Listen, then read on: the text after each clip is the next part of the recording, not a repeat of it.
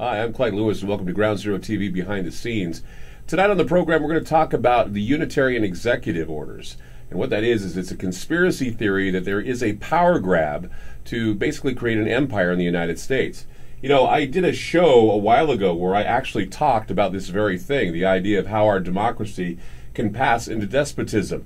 A lot of people believe that America is too big to fail, and therefore they don't worry too much about the idea of despotism in this country, but we can show you that it is happening for sure.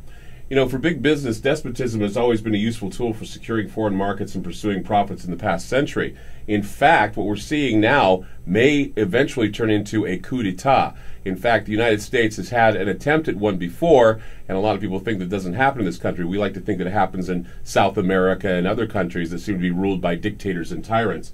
However, if you go back to the early 20th century, one of the Marine Corps' most highly decorated generals, Smedley Darlington Butler, actually was a guy who did a lot of great work in Mexico. He had a lot of, I guess, pull with the oil interest in this country.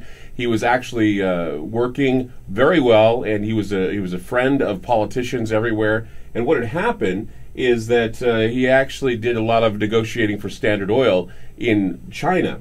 Well, in the 1930s, General Butler's services were sought for another mission, and it wasn't for actually negotiating oil interests. What had happened is a group of wealthy industrialists said that they wanted to use Wall Street against the United States of America. And so what had happened is they wanted to take the government away from Franklin Delano Roosevelt in a military coup. They asked this general to get 500,000 men to go against the United States government. This actually happened. Darlington decided that he didn't want to have any part of it. In fact, what it was a Nazi plot where Wall Street interests threatened to overthrow the government, and they were actually a front called the American Liberty League, and those who supported it were several major companies like Heinz, Maxwell House Coffee, Colgate, U.S. Steel, General Motors. The guy who organized it was Prescott Bush. It was a Nazi takeover, and he organized it in order to change government. And this is what I think is happening in this country, and what we're beginning to see is we're beginning to see the makings of a coup d'etat. For those of you who don't know what a coup d'etat is, it's a forceful way to overthrow government. It happens all over the world, and at any moment we could have a coup happening right here. And when we have the movements going on now with Occupy Wall Street and the 99%, we have governments now that are saying, well, you know, take a look at this, pay attention to this. Governments all over the world are saying the American people need to pay attention to what's going on here.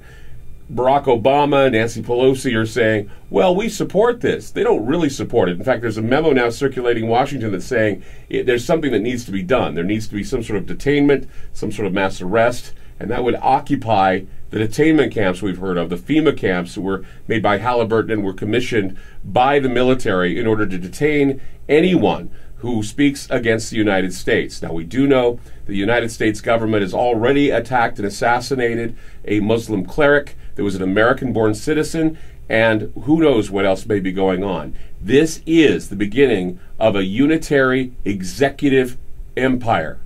And we need to be aware of this, and we need to speak out against it. And we cannot allow the 99%, nor can we allow the Occupy groups to be commandeered and hijacked by special interests. If this happens, we could very well have a very high-priced revolution on our hands, and people who are with these movements could be used as pawns to destroy the United States government, and the government that we hold dear. Not the government like the Obama administration, but the very simple elements of democracy could be destroyed, or we could fall into despotism.